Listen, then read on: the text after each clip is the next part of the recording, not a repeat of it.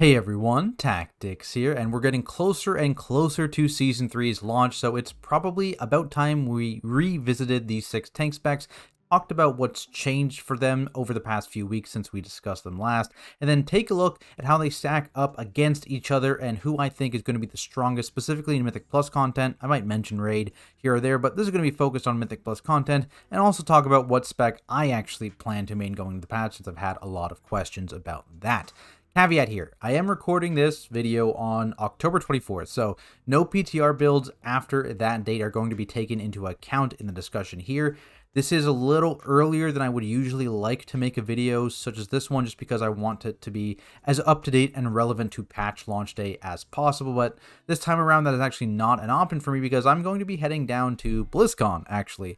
Going a little bit early, having a little short vacation, then going to the convention before coming back just in time for the patch launch. So some sacrifices here have to be made. It is what it is, but super excited to be going to my first ever BlizzCon, actually. So if you're also going and you see me there, make sure you do say hi. Now, let's talk about tank balance for a second, because from my testing on PTR, I actually think across the board here, they're all in a relatively good spot when you're looking at both damage and survivability. If you're comparing to like Season 2 as an example, I think if you look at the gap between the worst and the best tanks, it's significantly smaller in this season than it was then. So at the end of the day here, you are 100% fine to complete any and all content, CE, title content, whatever it is in the game that you are playing on whatever tank spec that you prefer. Don't let me or any other content creator make you feel like you have to play a certain tank spec to be successful. That just isn't true. Obviously, you might have an easier time pugging if that's like your main form of content on a meta tank, but if you're playing with friends, if you're playing with people you know, play whatever the heck you want. So, with that disclaimer out of the way, let's talk about the kings of Season 2, who have taken a bit of a fall going into Season 3 here, and that is the Guardian Druid. Now, there aren't a ton of changes for Guardians in this new season overall, but the biggest shift for them is going to be losing their current tier bonus, which was top 2 among tanks with Vengeance, and gaining a tier bonus, which is instead bottom 2 among all tanks, right? I'm not going to rant here too much, but this was kind of something I was talking about back when they were actually getting nerfed throughout Season 2, that I wish that instead of putting all these nerfs into the base Guardian spec, that they did some more nerfs towards the actual tier set, which was actually never nerfed over the course of the entire season, which, I would have preferred that happen instead of the base spec, but, it was probably more powerful than it should have been, but, it is what it is. We are where we are today. Now, in terms of their one major talent change we've seen this patch, I talked about it last time in Blood Frenzy, but this was actually adjusted again. So Blood Frenzy was capped at 5 targets. However, the new change is that it'll generate 3 rage per target instead of 2. So basically, compared to Season 2 numbers minus the tier set, if you're at 7 targets or less, you're going to be gaining more rage now than you would have before with Blood Frenzy. Whereas if you're at 8 targets or above, you're going to be gaining less rage than you would have before. I think this is a good compromise for Guardian Druids. The infinite scaling, if you're pulling insanely huge in some keys, was definitely too much for sure. Definitely can see why that would be considered overpowered, but Guardian was suffering a bit on lower target counts at the same time, so I like how this change kind of addresses that a bit in Mythic Plus. That being said, Blood Frenzy is not something you run in raid builds, and after losing the 10-1 tier bonus, I find rage generation in single target just feels pretty bad. It's especially when you compare it to something like Prot Warrior, right? The other rage generating tank where rage is their main resource. They just feel so much better than Guardian right now at generating resources. I would love to see Guardian get a bit of love in this department, either like a flat rage increase to like Mangle and Thrash, maybe a talent that's like a reverse Blood Frenzy where you get additional range if you're only hitting like 1 target, something like that, because it just feels like this is one of Guardian's biggest current weaknesses. When it comes to the new tier set, I do think in Mythic Plus, it's generally fine with how it functions. In a raid environment, though, you really feel some of the issues with it. You aren't always tanking something, so maybe you don't use up the whole shield. Your rage generation isn't as good, so maybe your shield isn't as big. You can run into issues with Tooth and Claw procs, where you have the counter synergy, where it doesn't actually give you a bigger shield because it didn't spend rage, but it also doesn't extend your rage of the sleeper, so that kind of feels really, really bad in some situations, because then it makes you feel like you have to dump rage with Iron Fur when maybe you didn't want to, right? Just kind of a weird gameplay with these counter synergies here, and I hope that this gets fixed before the season actually goes live.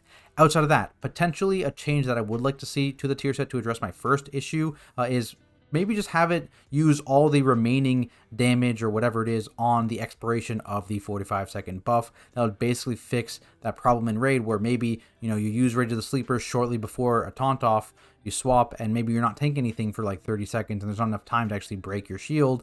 This would fix that issue, right? Because you wouldn't be scared of your shield expiring and you losing value. If it just expired and it did the remaining damage, that would be a fix. Mythic Plus, like I said, it's not really an issue because you're just always tanking things. Now, one major bug that was introduced as well for Guardian Druid since we last talked, it's with Frenzied Regen. Just wanted to touch on it here. Basically, it's just healing for significantly less on the PTR than it's supposed to be. I don't think this was an intended change. I assume it's just a bug, but it's not like amping with things like Innate Resolve, basically. So hopefully, again, just wanted to point this out, gets fixed before the actual season starts. Overall, I think Bear is a solid tank still, especially Mythic Plus. Their general talent tree still has, the pain points that it had in Season 2. Nothing's changed there.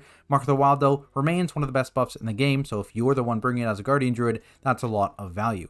Is it going to be as good as it was in Season 2? Probably not, but if you were a Bear player back in Season 1 of Dragonflight, current Guardian in Season 3 feels way, way better than that. And like I said, I think the gap between tanks this season is the smallest it's been the entire expansion, so definitely do not feel bad if you want to play Bear. Moving on, we've got Brewmasters, and I want to say they've actually seen the fewest changes among tanks since we talked last, or actually it hasn't been much at all, so maybe the section's going to be a little short. I believe all that's really happened were bug fixes, which, to be fair, actually did end up being quite significant overall for them. Essentially, both of their 2-piece and 4-piece bonuses were overperforming previously due to various bugs, and with those fixed, Brew did seem to lose more power than I initially expected. The 4-piece in particular right now is extremely underwhelming, likely in need of a boost to maybe like the proc chance or the shield contribution, something like that. That being said, I think there are a few things to keep in mind with Brewmaster. First, their base damage as a spec is still just exceptional, and when combined with a tier set that is more focused on defensiveness, I think this is actually a really, really good combo. You'll find their damage is still near the top, quite high compared to other tanks. Maybe they're not number one, but they're still very, very competitive. And on top of that, they're probably the tankiest they felt all expansion, which is really nice to see. There's also the whole kind of augmentation evoker situation. Currently, Aug is still looking like it's going to be a lock-in spec for higher key pushing. Obviously, that could change before season launch, but as of now, likely you're going to see an Aug in pretty much all the high-end groups. And out of all the tanks, I think there's two specifically that take Aug buffs much better than the rest of the tank specs, rather, and Brewmaster is one of those specs. So if there is an Aug in the group, it really, really boosts Brew's strength more than other tanks relatively. Just like Bears, I believe they also got a new bug introduced, something to do with Blackout combo and Press the Advantage not really functioning correctly together, causing issues. So again, hopefully bring some visibility to that. That gets fixed before it goes live. In general, I think Brew is a lot of the same this patch. If you liked Brew in Season 2, it's going to play very, very similarly. Solid utility kit in keys, especially with Poison and Disease spells both appearing to be quite valuable in this dungeon set. They have that extremely solid damage from the tank position. Not the best, like I mentioned, but still competitive. I don't think they're going to be the meta tank of this season, but if you do enjoy playing Brewmaster, my guess is it's going to be the best the spec has felt all expansion, so definitely something to get excited about.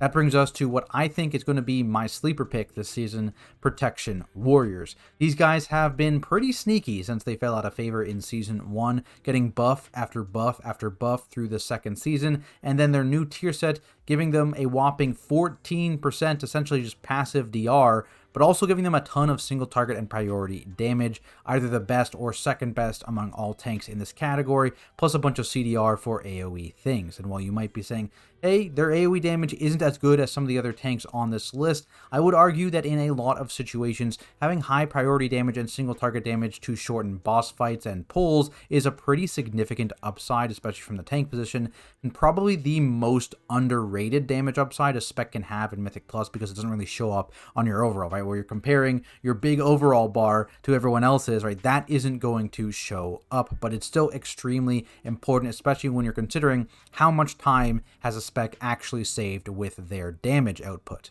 Like I mentioned as well, durability-wise, I think kind of like Brewmaster, with the buffs they've received over Season 2, with their new tier set and the increased gear level, this is probably going to be the tankiest Prot Warriors have felt all expansion, which is kind of crazy to think about. That doesn't even mention the spell reflect value you're going to be getting this tier as well. Massive value in Way Crest and Throne of the Tides. big value still in Everbloom and Darkheart, and then kind of decent to mid value in the other 4 dungeons. So that's still 4 dungeons where you're going to be getting a ton of spell reflect value. Obviously, when it comes to downsides, people are always going to bring up the topic of utility. You've got no answers to Afflicted. They have no real answer to Incorporeal. Blizzard, please make Wrecking Throw just work on Incorporeal, I beg.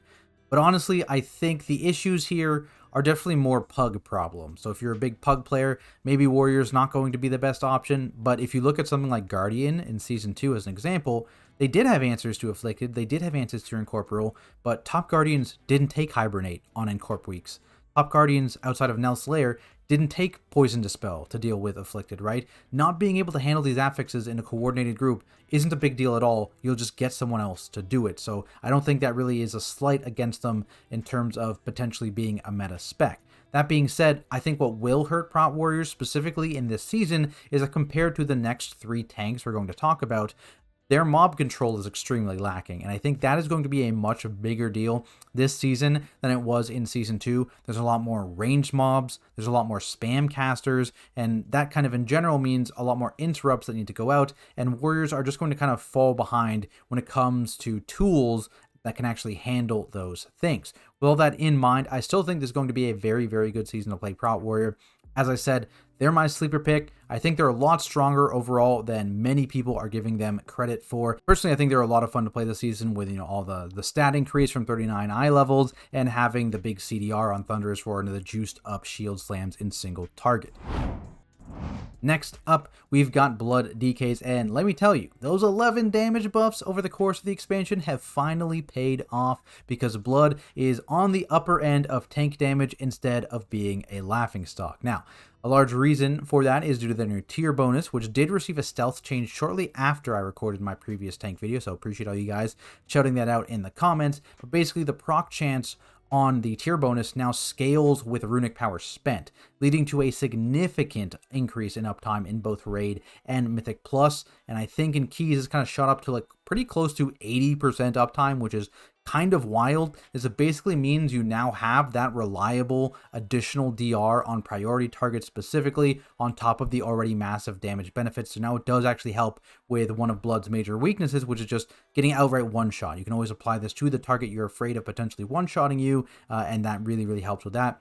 Downside, of course, is it is a bit target capped in its application, right? In a Death and Decay, it'll go to 5 targets. So if you're pulling big, potentially you're not going to actually apply it to the entire pack, but you can still kind of choose your main target with Heartstrike, which you want to guarantee it applies to. So a bit of a game to play there. Make sure you're heart striking off of important targets you're scared of, but something to note nonetheless. Something else to keep in mind is, of course, the announced legendary coming in the patch, which has not been tested or even data mined, so we have no clue what the effect is, how to get it, blah, blah, blah. But if it is powerful, it could firmly cement Blood DK as the highest damage tank this patch, potentially even shooting it up this list. On top of that, this is that second tank spec alongside Brewmaster, which gains relatively more value from having an augmentation evoker in the group. So as long as Aug remains powerful, this spec gets a relative gain compared to the other 4 tank specs.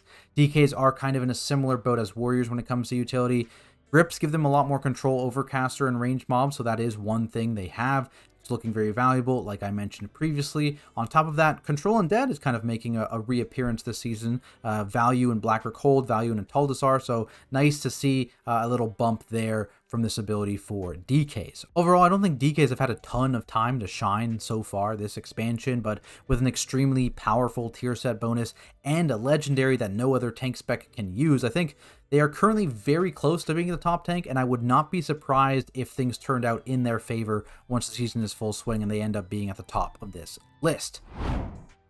From there, we move on to my top 2 tanks, and no surprise to a lot of people, we have the tank that got reworked this patch, Vengeance Demon Hunters. They've definitely had the most changes since we discussed tanks last, most of which were deserved damage buffs. They were pretty lacking in that department after the initial rework, but that's been firmly brought up now. We also saw some bug fixes to their tier set, namely the CDR wasn't working and it now is.